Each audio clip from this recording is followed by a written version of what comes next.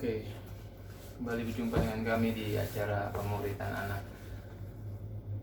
Hari ini kita sudah sampai di 1 Samuel 10 yang materi diambil dari Tetap Sama Alkitab Bergambar Anak. Saul menjadi raja. Para tua-tua Israel berkumpul.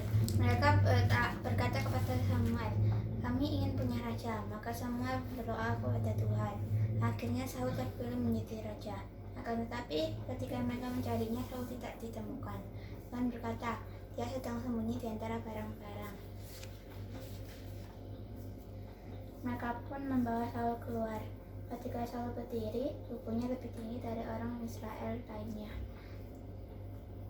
Samuel berkata, "Lihatlah orang pilihan Tuhan ini.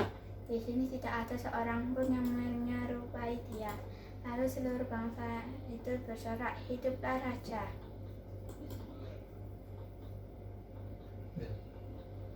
Oke, seperti biasa kita akan mulai dengan Injil. Injil ada kabar baik. Apa kabar baiknya? Kabar baiknya adalah Allah turun ke bumi dalam manusia yang bernama Yesus, yang menjalani semua perintah Bapaknya di perjanjian lama dengan sempurna. Akhirnya kita manusia mengerti perintah Allah. Sampai pada akhirnya dia masuk ke Yerusalem. Dia ditangkap, dihina, dipukul, disiksa, dan disalibkan. Seharusnya kita manusia yang dihukum, tetapi ditanggung semuanya di pundaknya. Ia didikan dan diremukkan oleh Bapaknya sendiri untuk memuaskan murka dan keadilan Bapaknya. Dia mati di kayu salib, dikuburkan. 3 hari kemudian dia dibangkitkan sebagai tanda pembayarannya telah lunas dan nama baiknya telah dipulihkan, karena dia bukanlah seorang penjahat, melainkan anak Allah. Karena kebangkitan Yesus adalah lambang kemenangan bagi kita orang dosa, dan bagi kita orang dosa supaya bertobat dan percaya Injil agar dapat diselamatkan dan dapat masuk ke surga dengan mengandalkan kebenaran Kristus. Oke. Sekarang Israel masuk ke zaman raja-raja. Kemarin kan hakim-hakim. Ya, terakhir di Samuel, terus masuk ke zaman raja-raja. Sebenarnya ini bukan kehendak Tuhan. Maksudnya bukan waktunya Tuhan untuk mereka masuk ke zaman raja-raja, karena dengan alasan di 1 Samuel 8 ya, dengan alasan Samuel menjadi tua dan anak-anaknya ternyata nggak hidup seperti Samuel. Nah, kan kemarin Bapak itu ajarin toh anaknya si Nabi Eli nggak benar. Terus sekarang si Samuel juga sama, anaknya nggak benar. Tapi anak-anaknya itu tidak hidup seperti ayahnya. Mereka mengejar laba, menerima suap, dan memutarbalikkan ke keadilan.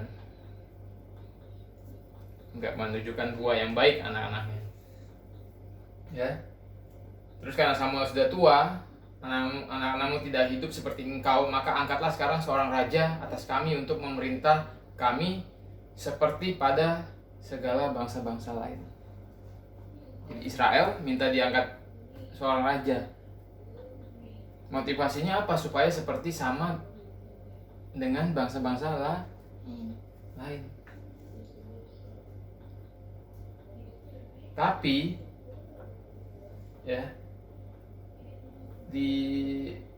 ternyata keinginan mereka itu bertentangan dengan Tuhan. Ya.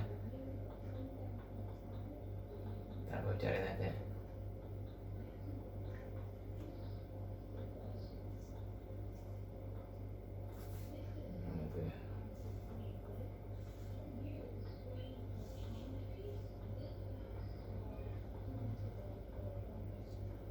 Ya. Sebelumnya kan yang menjadi raja itu Tuhan, karena mereka ingin raja, Tuhan merasa tertolak. Nah, oke. Cariin ayat di mana itu?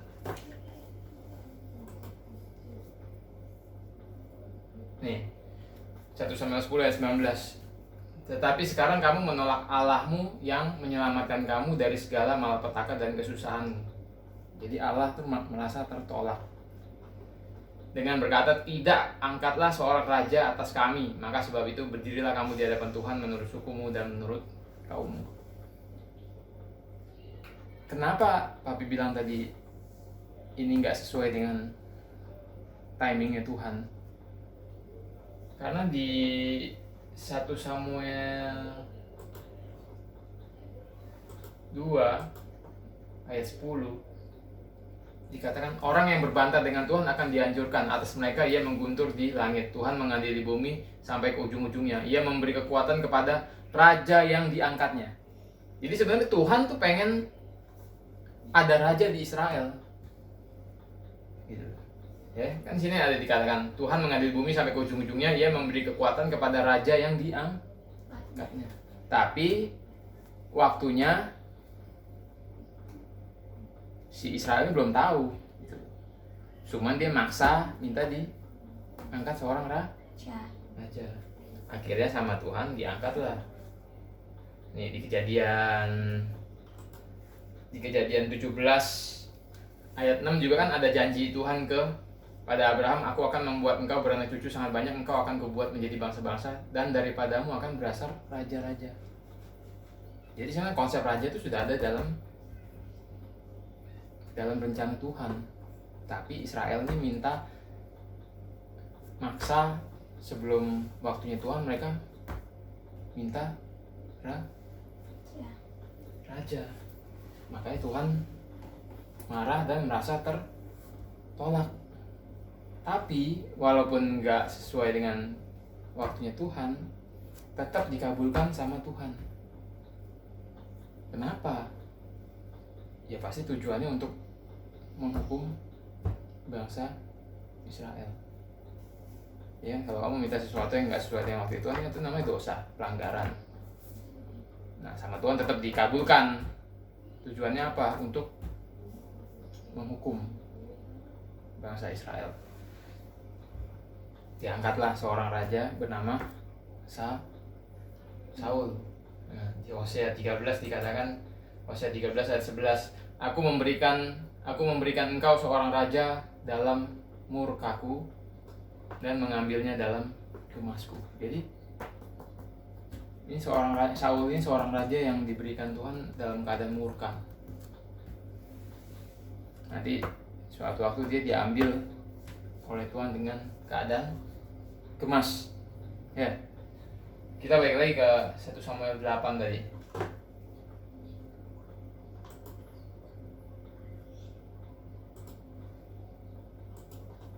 Apa alasan Israel minta raja? Supaya sama seperti bangsa-bangsa lain. Di 1 Samuel 10 1 Samuel 8 ayat 20, maka kami pun akan sama seperti segala bangsa-bangsa lain. Jadi sudah jelas bangsa Israel ini dipilih, ya kan, dikuduskan, dikasih hukum namanya Taurat, karena dari mereka akan lahir seorang Mesias yang dijanjikan. Makanya mereka dikuduskan, dipisahkan. Dikuduskan itu artinya dipisahkan, dibedakan dari yang lain, ya kan? Mereka dikasih hukum karena dari mereka akan lahir seorang Mesias. Tapi mereka dasarnya memang mereka ini contoh dari orang-orang yang belum lahir baru. Mereka ngetek balik, ingin sama seperti bangsa-bangsa lain, padahal mereka dibedakan dengan bangsa-bangsa lain. Gitu. Sama kayak mereka waktu keluar di padang gurun, mereka pengen balik terus ke Mesir, ke dunia. Ini sekarang mereka ngulangin lagi, ingin seperti bangsa-bangsa lain, ingin seperti dunia. Dan ini contoh buah yang tidak baik, bukan buah dari orang yang lahir baru. Dasarnya apa? Yeskiel 36. Kalau kamu mau, Papi kan selalu bilang kalau kamu mau belajar tentang lahir baru, itu tertulis jelas di Yeskiel 36 dari ayat 23 sampai 32. Ya. 31 lah. 23 sampai 31. Ya, sekali 36 ayat 23. Aku akan menguduskan namaku yang besar yang sudah dinajiskan di tengah bangsa-bangsa dan yang kamu najiskan di tengah-tengah mereka. Dan bangsa-bangsa akan mengetahui bahwa akulah Tuhan. Demikian firman Tuhan Allah, manakala aku menunjukkan kekudusanku kepadamu di hadapan bangsa-bangsa. Aku akan ayat 24 ya. Aku akan menjemput kamu dari antara bangsa-bangsa dan mengumpulkan kamu dari semua negeri dan akan membawa kamu kembali ke tanah. Di sini jelas sekali kan, aku akan menjemput kamu dari antara bangsa-bangsa. Tuhan akan memisahkan kamu dari antara bangsa-bangsa. Dikuduskan dari antara bangsa-bangsa. Dikuduskan itu artinya dibedakan. Hidupnya dibedakan dari bangsa-bangsa lain. Tingkah laku dibedakan dari tingkah laku orang dunia, dari bangsa-bangsa lain yang gak kenal Tuhan. Ini sama seperti kita di kekristenan. Zaman sekarang banyak orang Kristen ngaku sudah lahir baru, tapi kehidupannya masih duniawi. Gitu. Padahal itu bukan buah dari orang yang sudah lahir baru. Kalau orang Kristen ngaku sudah lahir baru, seperti Tuhan berjanji, dia akan dijemput dari antara bangsa-bangsa. Dia akan dipisahkan dari kelakuan bangsa-bangsa lain, dari dunia, dan mengumpulkan kamu dari semua negeri dan akan membawa kamu kembali ke tanahmu. Di mana? Apa yang dimaksud membawa kamu kembali ke tanahmu? Di mana sih tanahnya orang lahir baru? Di mana sih tanahnya orang Kristen sejati itu di mana? Tanah kita. Tanah kita itu bersama Tuhan. Jadi kudus itu artinya dipisahkan, dibedakan. Ya, seperti kalau mami masak, dia motong wortel, wortel itu potong, lepas loh. Nah itu namanya kudus. Terpisah, terlepas, dibedakan, total. Itu namanya kudus.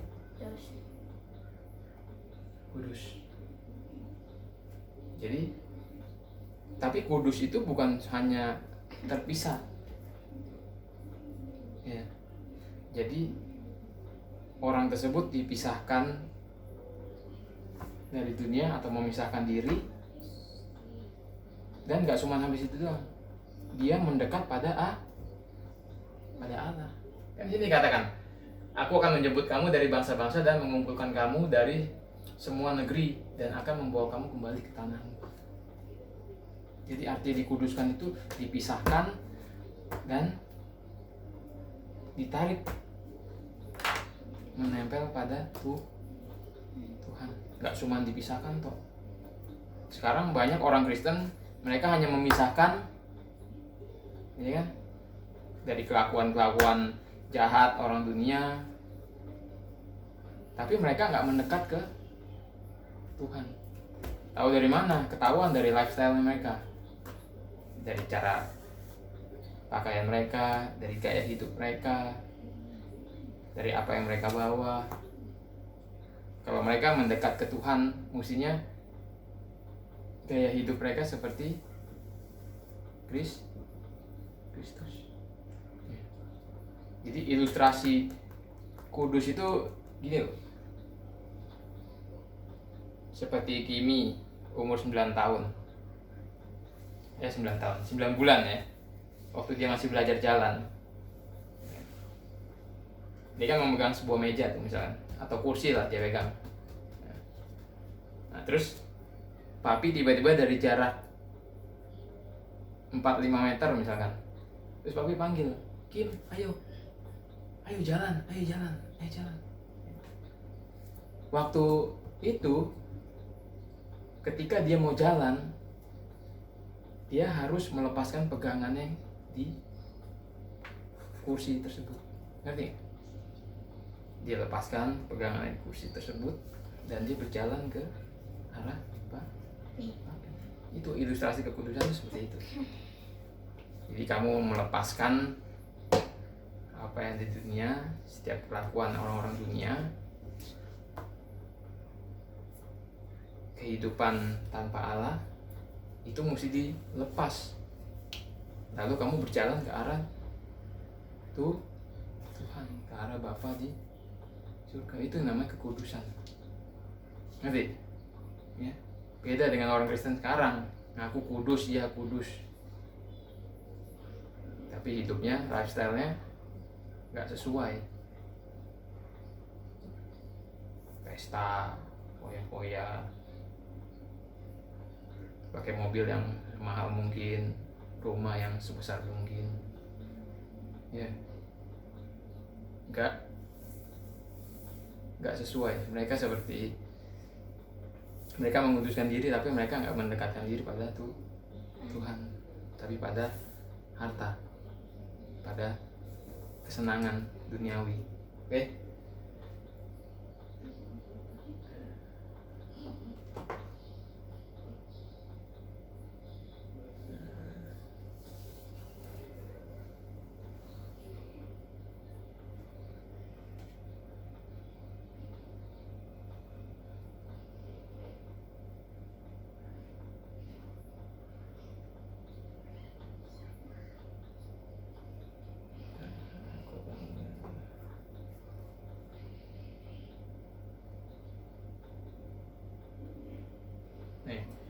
Ayat 25 ya. Aku akan mencurahkan kepadamu air jernih yang akan mentahirkan kamu dari segala kenajisanmu dan dari semua berhala-berhalamu. Berhala di sini bukan bicara patung, tapi semua hal yang menjauhkan kita dari Tuhan itu disebut berhala. Tuhan bilang, aku akan mencurahkan kepadamu air jernih yang akan mentahirkan kamu dari segala kenajisanmu dan dari semua berhala-berhalamu. Aku akan mentahirkan kamu. Jadi kamu ditarik dari bangsa-bangsa, dibedakan dari bangsa-bangsa, dan dari berhala-berhala kamu akan ditarik. Contohnya apa? Berhala TV itu bisa menjauhkan kamu dari itu. Handphone, jadi medsos, kecuali kamu pakai medsos, pakai HP untuk mencari tahu tentang Tuhan, mungkin masih bisa. Tapi kalau mainin yang lain, itu namanya berhala. Nanti kamu akan ditarik dari semua itu, dan itu akan sangat menyakitkan, pasti.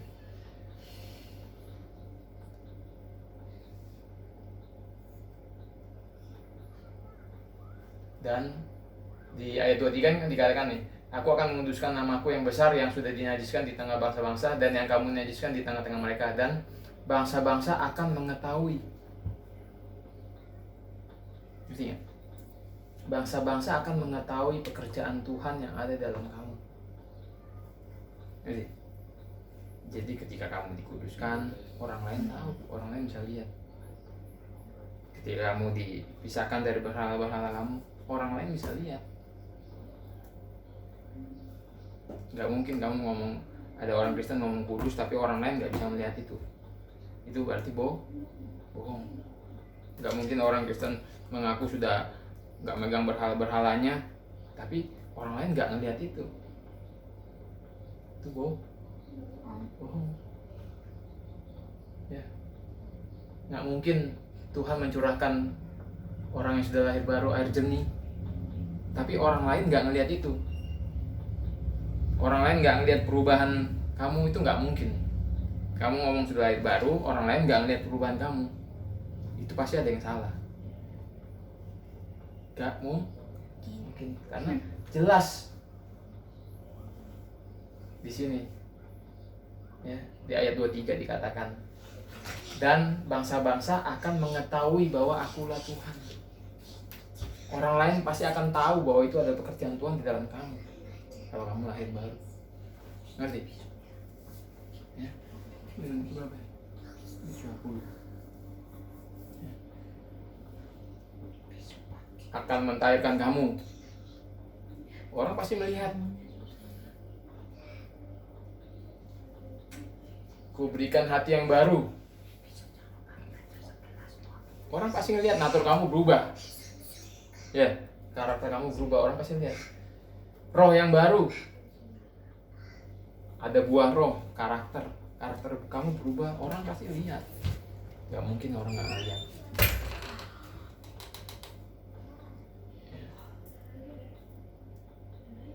Menjauhkan dari tubuhmu hati yang keras dan kuberikan kepadamu hati yang taat.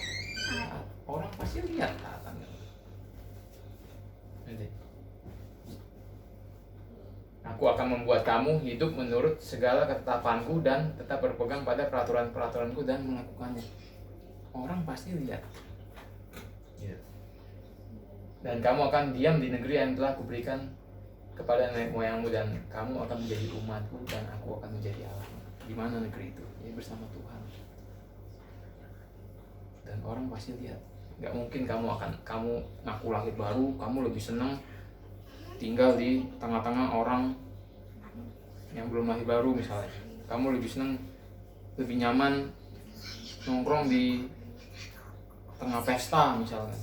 Kamu lebih nyaman nongkrong di tengah-tengah orang yang foya-foya. Gak mungkin. Tuhan bilang, kamu akan diam di negeri yang telah kuberikan kepada nenek moyangmu, dan kamu akan menjadi umatku dan aku akan menjadi Allahmu. Dan orang pasti melihat itu.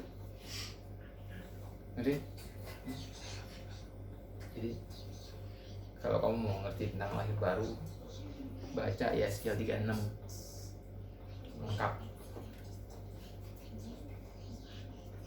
Yohanes 3 juga tentang lahir baru, tapi lebih lengkap di Yeskiel 36 ini. Oke? Sampai jumpa besok.